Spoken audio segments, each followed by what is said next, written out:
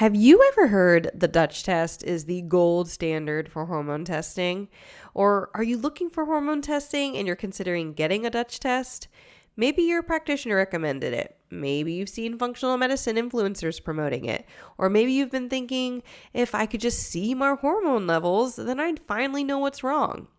Here's the problem. The Dutch test is absolutely the best hormone test out there that I know of, but can it actually tell you how to heal your symptoms? In today's episode, I'm breaking down what the Dutch test actually is, why it's the weakest of all functional medicine tests when it comes to real healing, when doing the Dutch test is actually helpful, and if you're not going to do a Dutch test, what tests I actually recommend you to do instead. If you've been frustrated by hormone symptoms that won't go away, or you've tried fixing your hormones without success, then this episode is to give you a whole new perspective. Hey friend, welcome to the Better Belly podcast. If you're currently trying endless supplements, doctor visits, and diet changes to heal your mystery symptoms, you are in the right place. We're here to solve the real root causes behind your gut, hormone, skin, sleep, and brain concerns, literally anything and everything in your body. My name is Allison Jordan. I'm a functional medicine practitioner that has supported over 150 clients just like you to heal problems that no one has been able to fix. You don't need a perfect diet or a random supplement you found on Instagram to heal. You need a proven system that heals your whole body from the inside out. That's what I'm here to share with you, episode by episode. It's time to make health easy again. And just as a reminder, this information is not meant to diagnose, manage, or treat disease. Always consult with your own health practitioner before you make any changes to your health.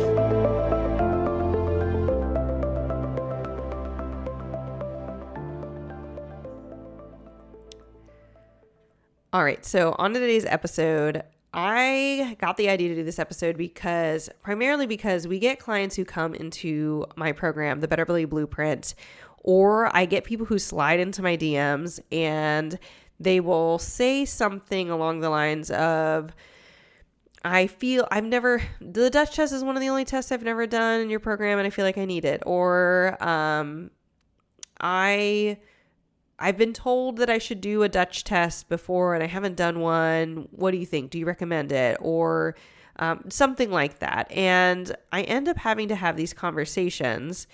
And by the way, in our group coaching program, since I don't do coaching and consulting in our DMs, which is another reason why I want to have this podcast episode, because I want to be able to point people to this episode when they ask these questions.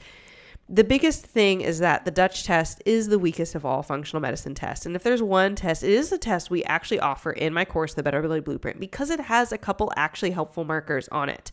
However, very few people actually have those markers off for them.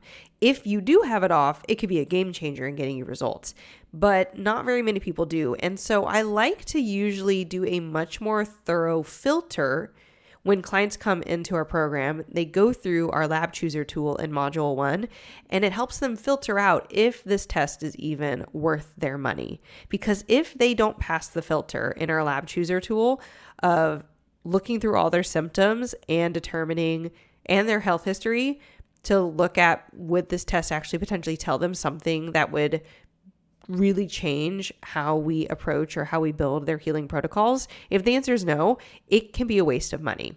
And we don't want to do that. When we're healing, the most common issue that people come to me with before they work with me is, I've already spent tens of thousands of dollars trying to heal. I've been trying to heal myself for 10 plus years.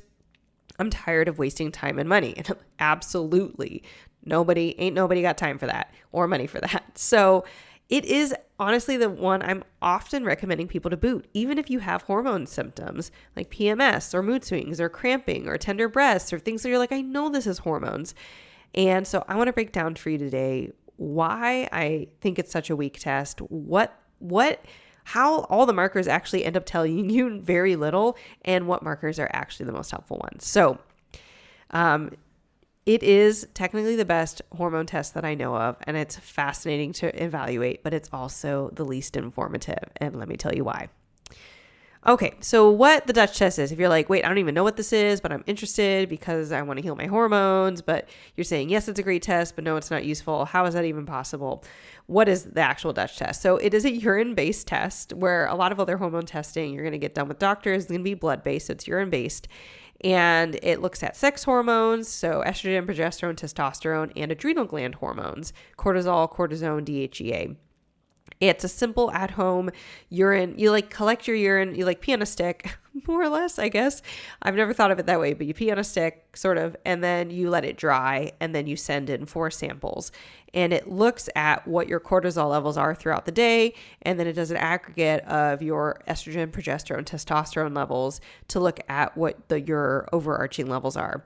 The strength, the thing that makes this lab so freaking cool compared to blood work where that could get the same information is that urine shows it, like when you specifically use urine, it can show you something called metabolites in it.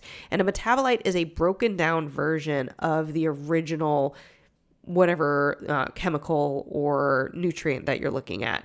So a metabolite of estrogen is going to be like 16-OH-E2. I don't have these memorized. They have weird names.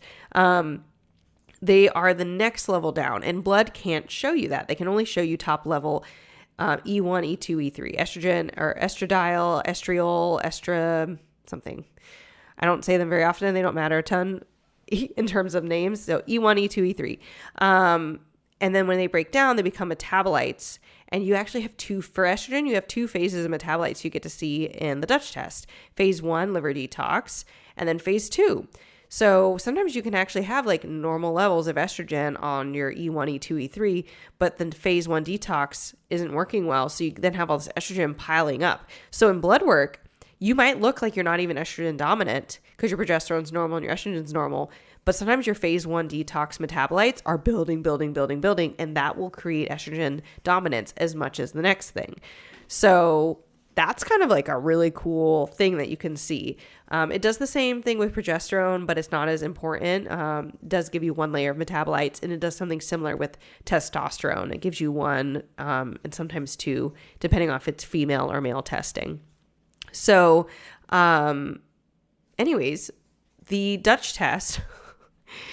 If the Dutch lab, I don't know, ever grabs this, they clearly will maybe never hire me for anything or want me to ever work with them. But I love that information is gotten. But let me tell you why that information is less powerful than you think. So when we actually think about what can make hormones off, let's start with sex hormones first, like progesterone, estrogen, and testosterone. What can make them high? What can make them low? The answers are more vague than you would think. And so let me give an example. If progesterone is low, progesterone doesn't really get high. It's not like an issue that you can have like too high of progesterone other than when you're pregnant. But that's not an issue. It's just a fact. Anyways, you can have low progesterone. Let's say a client's lab comes back and it's low progesterone. And I'm looking, I'm like, oh, you have low progesterone. Now they're like, why? What do I do? The solution is not hormone replacement therapy. The root cause to low progesterone is inflammation. And so what it tells me is you have so much inflammation in your body. Your body is saying now is a bad time to get pregnant. So it is shutting off your creation of progesterone. Well, now the client's looking at me like, so what do I do about it? I'm like, well, we have to go find what's causing your inflammation. Okay, does this test tell me what that does? No, the Dutch test doesn't tell me where your inflammation is. It simply says there's enough of it that it's causing low progesterone. Now, low progesterone now can create its own symptoms because progesterone, when you have adequate amounts, it helps you sleep. It helps you have good poops. If you have too much of it, you can be constipated, but if you have too little, it can predispose you to diarrhea. So it helps you sleep, helps you feel less anxious. So insufficient progesterone can make you more predisposed to feeling anxious. And then it also impacts your bowel movement. So those are 3 big things. Also, progesterone has a big role in helping your thyroid hormone be able to activate on your cells. So even if you have sufficient thyroid hormone floating around in your body, but insufficient progesterone, a lot of times you'll get hypothyroid symptoms. So it could be weight gain, fatigue, brain fog, dry skin, all those kind of feeling sluggish, all those things that come with hypothyroidism can actually be being caused by low progesterone. That's fascinating in and of itself, but it doesn't actually tell me what to do. Unless your only goal is to take hormone replacement therapy, which is not, I don't think it's not really a long-term solution. You have a ripe opportunity when you see low progesterone to be like, oh my gosh, let's look deeper and actually fix the root cause so your body can create its own progesterone and you're not on a pill the rest of your life. And instead, some people are like, let's just give you a pill or not bioavailable, something that mimics what our progesterone looks like. Maybe it's a herb or something, but at the end of the day, you're not low in progesterone because you're deficient in an herb or a medication. You're low in progesterone because of inflammation. You have to get other testing for that. And that's what the rest of the testing that we do in the Better Belly Blueprint is for. It's the GI map, it's the organic acids test, it's the HTMA that looks at minerals and heavy metals, and it's the Zoomer test that looks at food sensitivities. And there's a reason we do all of those tests. I find that they're often the most sensitive, the most thorough, but not every person who joins the program needs to do every single test. They do whatever test is most relevant to them based on their symptoms and health history, which is the very first thing you do when you join in Module 1, is you do something called the Lab Chooser tool, and helps you determine not just if you needed to do the Dutch, but should you do the GI map, should you do the OAT, should you do the HTMA, should you do the Zoomer. I am going to go grab a link we have a whole podcast episode on the Zoomer, which is the best food sensitivity test out there. If you've not heard about it, if you have heard about it, but you are not aware of the science behind how and why it's so much better than so many other food sensitivity tests, then I'm going to put the link. It's episode 267, the best food sensitivity test for you. Great episode and super scientific detail there if you want to learn about it. So, that is one example. Low progesterone means inflammation. You don't want to do bioidentical hormones. You want to get to the root cause. Similar things can happen both with estrogen, whether it's high or low. Just like high or low estrogen mean vague things. Low estrogen usually means low vitality. It could be that you're eating gluten and you're gluten sensitive and you're getting leaky gut and your gut's damaged, and so you're not absorbing nutrients that you're eating, so you're nutrient deficient. It can mean you're not eating enough calories. It can mean that you're smoking. It can mean that you are over-exercising. It can mean you have a ton of pathogens in you. It doesn't tell us anything. It just means you don't have enough vitality to create sufficient estrogen. If you have high estrogen, it's usually a detox issue, but it doesn't tell me why your body's struggling to detox. The most interesting thing it can actually tell you is which phase of detox. Is it phase 1 of liver detox, phase 2 of liver detox, or both? Ooh, both. Phase 2 of liver detox is actually where the most valuable information is, in my opinion, of the Dutch. It evaluates the second stage of metabolites of estrogen, and it can tell you if you are methylating. It's a methylation issue. It can tell you if you're methylating slow, fast, or normal. If you are methylating fast or normal, then you really don't need to do much. And if it's fast, usually by healing all your inflammation, it goes back down to normal. If you're methylating slow, it could actually be a gene mutation issue. It could be a nutrient insufficiency issue. And there's one supplement in particular that can help bump that up often. And that being deficient in this specific supplement is correlated with other mental health issues like depression and anxiety. So I've had a lot of clients who, when they get their Dutch test, not a lot, but when clients who get their Dutch test back and it shows slow phase 2 estrogen detox with this methylation of the COMT enzyme, then we give them this supplement, and it actually often, not only does their periods get better or their estrogen comes down, so their estrogen dominant symptom go away, but they also can get better mood balance, which they love. So I don't want to mention what it is here. This is not a podcast for treating. And this, by the way, just as a reminder, we already made a disclaimer. This is not to treat you. It is to educate you. So main goal right now is to educate you on the Dutch. And if you're working with an educated provider, they should be able to understand what that phase 2 estrogen, if it says it's slow, what to do about it. And if they don't work with them. You can come work with us in the Better Belly Blueprint, or just find somebody else. Go to them and say, my Dutch literally shows that I have slow phase 2 estrogen detox. What do I do about this? I know I'm supposed to do something. There's something that's specifically relevant to this. So Yeah, that's like the general, like if you have hormones that are low or high, it gives you basic information. If you talk about the cortisol component or part of the test, when you look at, like, let's say I get clients all the time, they're like, I knew I had high cortisol and then my Dutch test showed it. And I'm like, okay, so what does it tell you? They're like, well, I'm stressed. I'm like, yeah, but could you be stressed because you're like, you have pathogens in you, like H. pylori? They're like, well, I don't know. I haven't tested. Yeah, I know. You haven't tested. Could your adrenal glands be stressed because you're nutrient deficient? Could they be stressed because you have high mercury? Could they be stressed because you have, food sensitivities you're eating with 2 out of 3 meals a day? Yes to all of that.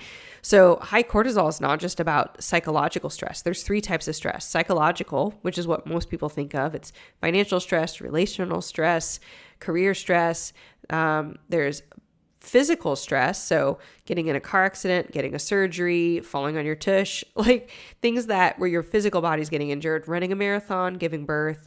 And then third, there's going to be biochemical stress. And this is the one that's usually ignored and the one that is pretty much guaranteed the most important when you're dealing with a chronic health issue. Especially when the chronic health issue isn't improved by working on everything else, which is the biochemical, the invisible hidden pathogens in your body, the food sensitivities you don't know are there because you either never have had testing or the testing is wildly insufficient and not quality, which is where the Zoomer comes in. You've never gotten good testing for your nutrients or heavy metals, etc. And so yes, your body is going to be stressed if all those toxins are just floating around and causing inflammation. Inflammation is a stress response for the body. And so that will burn out the adrenal glands. I don't care how much caffeine you are or are not drinking, it will burn out the adrenal glands. So it's really just a treating the numbers issue instead of being able to see the deeper problem behind everything.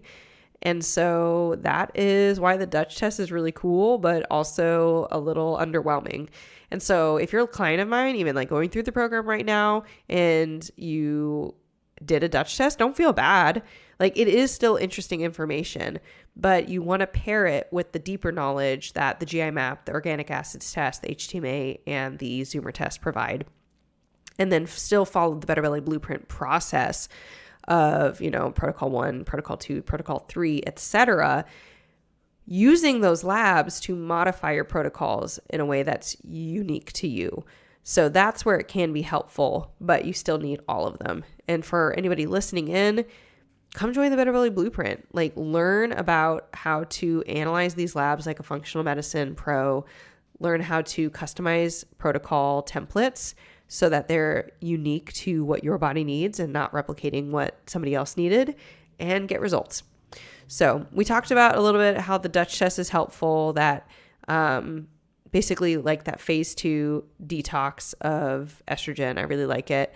It can be a little bit helpful if you're evaluating for women. I get women sometimes who've never been diagnosed with PCOS, and we don't diagnose, but we can look at their testosterone flow and see, oh, you're actually have really high testosterone or you're testosterone dominant in one pathway, and give them some recommendations on how to. Generally, testosterone is going to lower when you get rid of the other inflammatory components and help balance their blood sugar, but also there can be a component of giving them some herbs that are relevant too. And then I also find it fascinating when you do a Dutch test and you can see how high the melatonin is, but I haven't seen low melatonin in a long time. It used to be more of a common issue for whatever reason with my earlier clients back in like 2020, 2021. When I was doing Dutch test testing for the first time, I would remember seeing several cases of low melatonin, and that's fascinating. But I have plenty of clients who have insomnia or sleep issues, and their melatonin is just fine on the Dutch. So it's like an interesting marker, but it's not like as often wow, this is like life-changing. And when melatonin's low, that's still not a root cause. You can give someone melatonin, but 80% of melatonin that your body produces is produced in the gut. The last 20% is produced by the brain. That's kind of the kicker to help you fall asleep. The rest of it maintains your circadian rhythm. So your appetite, your feelings of awakeness and alertness throughout the day, and then your ability to calm down and sleep deeply at night. all of that circadian rhythm is managed not by your brain melatonin, but by the gut melatonin. And that's 80% of your melatonin is made in the gut. So if you have low melatonin on the Dutch test, usually it's a gut issue. And it still isn't telling you what the gut issue is. Why is the gut struggling so much? You still need other testing. Boom. Wasn't even planning to talk about melatonin. There you go. So what do you do instead? Instead, you're going to use Dutch in combination with a deeper functional testing if you are going to do a Dutch at all. So you want to be looking at the gut. You want to be looking at mineral status. You want to be looking at, are there mold? What type of infections do you have? Are there heavy metals? You want to build a healing plan on why there is issues on your Dutch, not just what are the issues on your Dutch. And once those underlying issues are addressed, if hormonal symptoms persist, you could use Dutch as like a final layer of like fine tuning or figuring out what's going on. I've had clients who end up getting hormonal replacement therapy and it massively helps them. And sometimes it's temporary, sometimes it's low dose for long term. And functional medicine or kind of herbal remedies might not replace that, but they need way less hormone replacement therapy, or it's way more effective because of what they do inside of the Better Belly Blueprint. So if you are not sure, or if you are hesitant to do the Dutch, don't do it. Or if cash is an issue and you're trying to prioritize what you buy, I would prioritize the Dutch last. Like prioritize buying supplements, prioritize other labs, prioritize paying your practitioner fees, and get the Dutch last, or don't get it at all. You can definitely heal without the Dutch. So again, the Dutch is not bad. It's simply incomplete. Definitely work through your root cause issues first by getting those other labs. You can get all of them that I've mentioned in today's episode for near wholesale pricing, usually saving a minimum of $100 per lab when you join the Better Belly Blueprint and you order through us in our program. You literally can save like the cost. I've said this before. It's like the amount that you save with just the wholesale lab pricing literally pays for the program access.